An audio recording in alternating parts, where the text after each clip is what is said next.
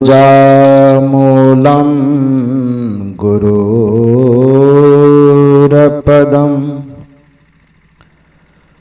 मंत्रमूलं गुरुर्वाक्यं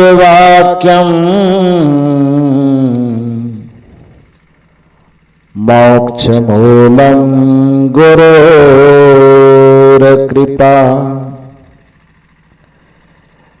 नहीं सत्यात् परं ज्ञानं नास्ति तत्त्वं गुरो परं यस्मात् परतरं नास्ति तस्मै श्री गुरवे नमः। तस्मै श्री गुरवे नमः। तस्मै श्री गुरवे नमः। मेरे आध्यात्मिक जीवन के संपोषक परमाराध्य परम पूज्य सद्गुरुदेव जी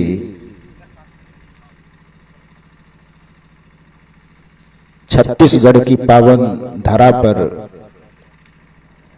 राजनांदगांव जिला के अंतर्गत परम आदरणीय उत्तम वर्मा जी के माध्यम से आयोजित त्रिदिवसीय सत्संग समारोह के तीसरे दिन के प्रथम सत्र में मंच पर विराजमान अपने आदर्श जीवन से समस्त जगत को प्रेरित करने वाले परम वंदनीय संत समाज, इस परिवर्तक स्थल पर विराजमान अध्यात्म प्रेमी सज्जनों तथा देवियों, अभी हम लोग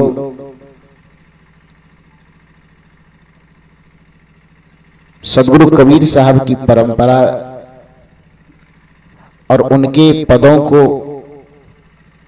जनमानस तक पहुंचाने के लिए स्वर कोकिला के रूप में श्रीमती गीता देवी जी, जो मंडला से पधारी मध्य प्रदेश से, बहुत सुमधुर स्वर में उनके भजनों को हम लोग श्रवण कर रहे थे। सबसे पहले मैं चाहूंगा कि एक बार उनका जोरदार ताली बजा करके अभिनंदन कीजिए।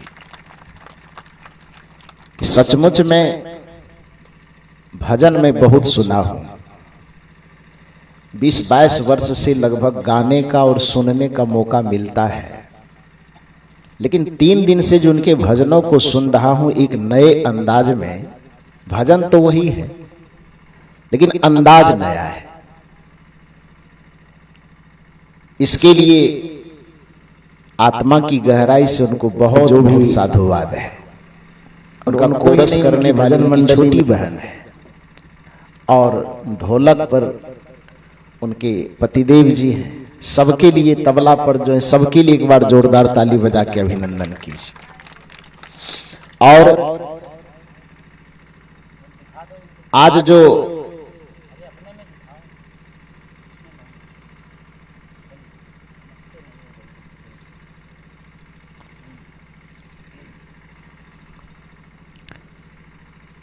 कुछ विचार निवेदन स्वरूप में प्रस्तुत करूंगा, उन्हीं के गाए भजन पर जो सद्गुरु कबीर साहब का पद है, उसकी मुख्य पंक्ति वो कह रही थी, साधु भाई क्या करना है?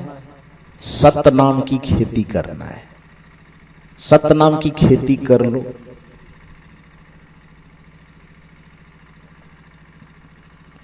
इसमें कुछ लोगों के मन में हो सकता है कि कबीर साहब ने क्या केवल ये सतनाम की खेती करने के लिए, भक्ति की खेती करने के लिए, गुरु नाम की खेती करने के लिए क्या केवल साधुओं को कहा है? हाँ, साधुओं को कहा है, लेकिन साथ साथ हमें यह भी चिंतन करना होगा कि कबीर साहब ने केवल साधु के जैसे कपड़े पहनने वालों को ही साधु नहीं कहा है। साधु कबीर साहब की दृष्टि में केवल तिलक लगाने वाला ही साधु नहीं है। सदगुरु कबीर साहब की दृष्टि में केवल जटा बढ़ाने वाले ही साधु नहीं है। सदगुरु कबीर साहब की दृष्टि में मन और इंद्रियों का संयम करके अपने दिल, दिमाग और बुद्धि को साधने की प्रक्रिया से जो कोई गुजर रहा है उस सब को साधु सदगुरु कबीर साहब ने कहा है। चाहे वह स्त्री हो चाहे वह पुरुष हो। इसलिए कबीर साहब ने जितने भी पद दुनिया को सुनाए, दो चीज उसमें प्रमुखता से उन्होंने कहा, कहत कबीर सुनो भाई साधो या कहत कबीर सुनो भाई संतो। दुनिया के लोगों को जो साधना के मार्ग पर, जो संयम के मार्ग पर, जो सुचिता के मार्ग पर, जो पवित्रता के मार्ग पर, निर्मलता के मार्ग पर चलने में सक्षम है, चलने के लिए संकल्पबद्ध है, उन सबको सदगुरु कबीर साहब ने या तो साधु कह करके पुकारा या संत कह करके पुकारा।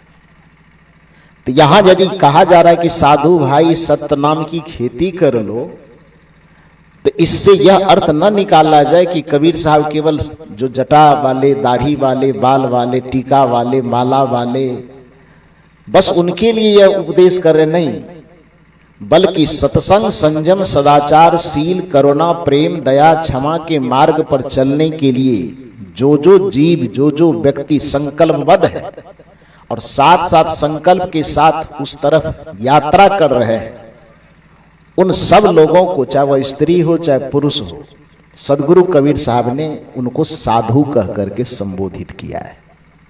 हर एक सदाचारी, हर एक संयमी, हर एक शीलचारी, हर एक शुद्ध आचारी और संत है। तो पहला तो यह बात स्पष्ट कर लेना है। दूसरी बात कि सत्य नाम की खेती करना है।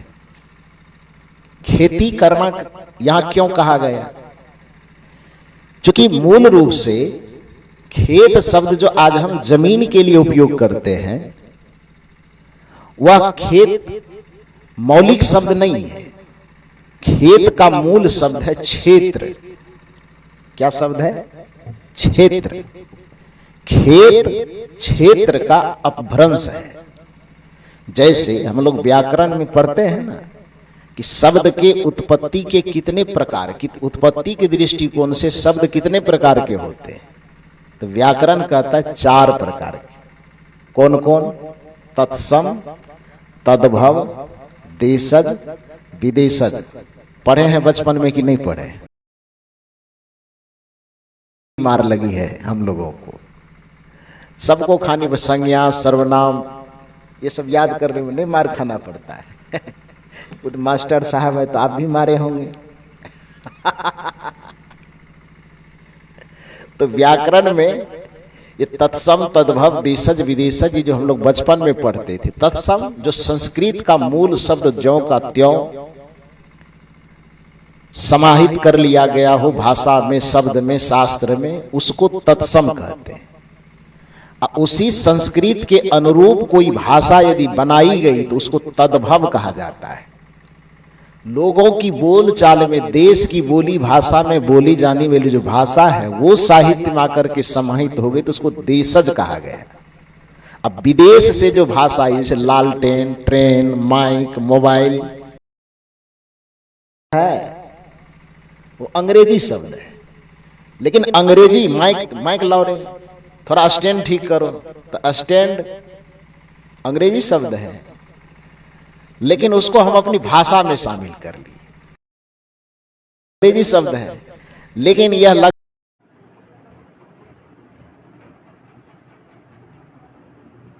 लेकिन माइक विदेश से आया हुआ शब्द है और हमारे जीवन में घुल मिल गया है, इसलिए इस भाषा को क्या कहेंगे? विदेशज कहेंगे। मोबाइल को क्या कहेंगे? विदेशज कहेंगे। ट्रेन को क्या कहेंगे? विदेशज कहेंगे। कहेंगे ना। तो भाषा की उत्पत्ति के 4 प्रकार हैं। उसमें शुद्ध शब्द है क्षेत्र। लेकिन बोलते बोलते लोगों ने अपभ्रंश में करके क्या कर दिया, खेत कर दिया। क्षेत्र उस खेत के लिए बाद में उपयोग हुआ। क्षेत्र कहा जाता है, इस शरीर को क्षेत्र कहा जाता है।